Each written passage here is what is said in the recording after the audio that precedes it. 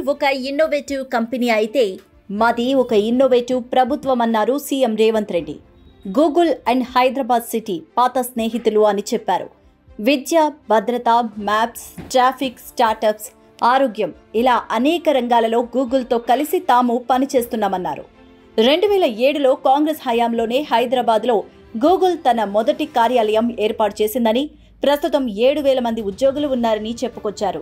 Google Safety Engineering Centre GSECని CM Revanth Reddy ప్రారంభించారు. ప్రపంచవ్యాప్తంగా ఉన్న సంస్థలు ఉత్తమ పెట్టుబడి అనుకూల రాష్ట్రం కోసం సెర్చ్ చేస్తే దానికి సమాధానంగా తెలంగాణ అని వస్తుందన్నారు. గూగుల్ సెర్చ్లో మొదటి లింక్ హైదరాబాద్ అని వస్తుందని ముఖ్యమంత్రి పేర్కొన్నారు.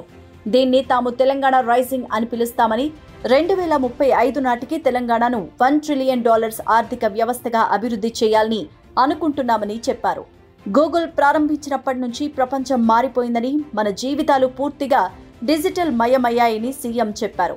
డిజిటల్ రంగం సురక్షితంగా ఉంటేనే మనం మరింతగా అభివృద్ధి చెందుతామన్నారు.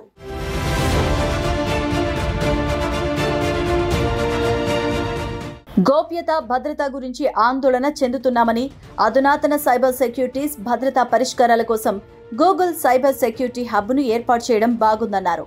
ఇది నైపుణ్యాభివృద్ధి, ఉపాధి కల్పనతో పాటు దేశ సైబర్ భద్రతా సామర్థ్యాన్ని పెంచుతుందని చెప్పారు సీఎం రేవంత్ రెడ్డి. చెడు చేయవద్దనే గూగుల్ సంస్థ సిద్ధాంతాన్ని తాను ఇష్టపడుతున్నానని, తమ ప్రభుత్వం కూడా మంచిని మాత్రమే చేస్తుందన్నారు. 1 కోటి మంది మహిళలను కోటీశ్వర్లను చేస్తామన్నారు.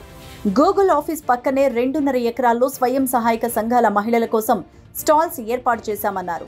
యువతలో నైపుణ్యాలు పెంచడంతో పాటు వారికి ఉపాధి కల్పించాలని అనుకుంటున్నామని, దీనికి గూగుల్ మద్దతు కావాలని కోరారు.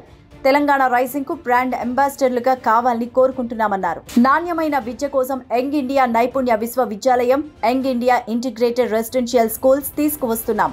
విద్యార్థుల్లో నైపుణ్యాల పెంపు కోసం ఆనంద్ మహీంద్రా నేతృత్వంలో యంగ్ ఇండియా స్కిల్స్ యూనివర్సిటీ ఏర్పాటు చేస్తున్నామని వెల్లడించారు. గూగుల్ లాగానే ప్రభుత్వంలో భాగస్వామ్యులైన మహిళలు, యువత, రైతులు, పేదలు, మధ్యతరగతి, సీనియర్ సిటిజన్లు, పిల్లలకు ఉన్నతమైన జీవన ప్రమాణాలు కల్పించాలని తాను కోరుకుంటున్నామన్నారు. గూగుల్, తెలంగాణ ప్రభుత్వం కలిసి గొప్ప ప్రమాణాలను సృష్టిద్దామని పిలుపు ఇచ్చారు ముఖ్యమంత్రి రేవంత్ రెడ్డి.